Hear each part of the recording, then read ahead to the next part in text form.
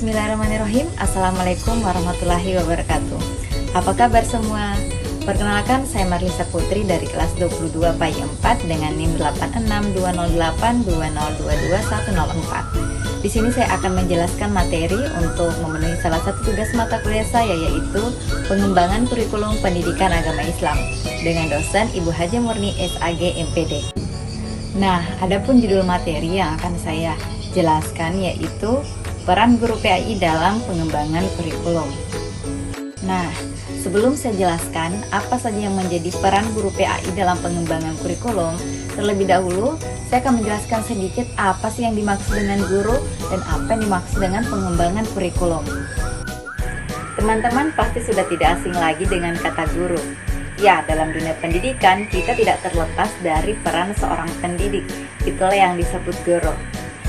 Secara etimologi, kata guru itu berasal dari bahasa Sanskerta yang berarti orang yang membimbing dari kegelapan menuju cahaya, yang diambil dari kata gu yang berarti kegelapan dan ru berarti cahaya. Dalam konteks pendidikan, guru memiliki tanggung jawab untuk memberikan pemahaman maupun keterampilan yang membantu siswa berkembang, baik itu secara intelektual, emosional, sosial maupun spiritual. Nah, itulah pengertian guru secara umum. Lalu bagaimana dengan pengembangan kurikulum? Nah, seperti yang kita ketahui bahwa kurikulum adalah seperangkat rencana atau pengaturan mengenai tujuan, isi, bahan pelajaran, serta cara yang digunakan untuk menyelenggarakan kegiatan pembelajaran. Maka, pengembangan kurikulum adalah proses sistematis untuk merancang, mengimplementasikan, mengevaluasi, dan memperbarui kurikulum agar sesuai dengan kebutuhan pendidikan, tuntunan zaman, serta tujuan pembelajaran yang ingin dicapai. Peran guru PAI dalam pengembangan kurikulum. Yang pertama yaitu implementers, yang kedua adapters, yang ketiga developers, dan yang keempat researchers. Peran yang pertama yaitu sebagai implementers atau penyelenggara kurikulum. Sebagai implementers, guru berperan untuk menjalankan kurikulum yang telah disusun, yakni kurikulum tingkat satuan pendidikan atau biasa disingkat dengan KTSP, yang telah dirancang secara terpusat dalam bentuk garis-garis besar program pengajaran.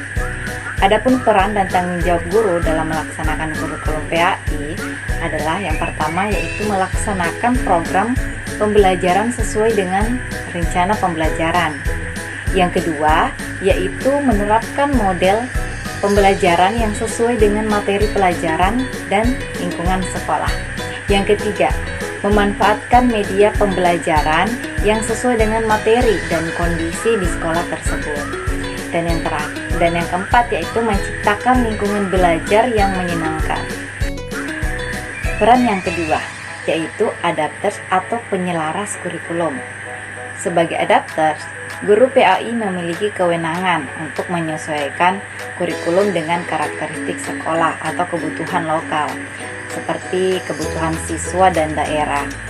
Dalam fase ini, tugas pertama seorang guru adalah memahami dengan baik karakteristik sekolahnya.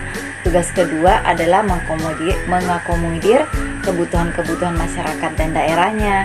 Dan tugas yang ketiga adalah membuat desain kurikulum sekolah sesuai dengan kebutuhan madrasah dan masyarakat lokal. Peran yang ketiga yaitu sebagai developers atau pengembang kurikulum. Sebagai developers kurikulum, guru diberi kewenangan untuk mendesain kurikulum madrasah. Peran pengembangan kurikulum ini terkait erat dengan karakteristik, visi, dan misi sekolah atau madrasah, serta pengalaman belajar yang dibutuhkan oleh siswa. Pelaksanaan peran ini dapat dilihat dalam pembuatan dokumen kurikulum, pengembangan silabus, dan rencana pelaksanaan pembelajaran dan muatan lokal, atau biasa disebut dengan mulok, sebagai bagian dari struktur kurikulum tingkat satuan pendidikan. Peran yang keempat yaitu researchers atau peneliti kurikulum. Pada fase ini, guru mempunyai peranan sebagai peneliti kurikulum. Peran ini dilaksanakan sebagai bagian dari tugas profesional guru yang memiliki tanggung jawab dalam meningkatkan kinerjanya sebagai guru. Dalam melaksanakan peranannya sebagai peneliti, guru memiliki tanggung jawab untuk menguji berbagai komponen kurikulum. Misalnya menguji bahan-bahan kurikulum, menguji efektivitas program, menguji strategi dan model pembelajaran dan lain sebagainya. Adapun metode yang digunakan oleh guru dalam meneliti kurikulum adalah PTK atau penelitian tindakan kelas. Baiklah teman-teman, itulah materi dari saya. Materi lengkapnya teman-teman bisa cari loh. Mau cari di buku atau mau cari di internet. Nah, lebih gampang lagi. Saya Marlisa Putri, lebih dan kurangnya mohon dimaafkan. Assalamualaikum warahmatullahi wabarakatuh.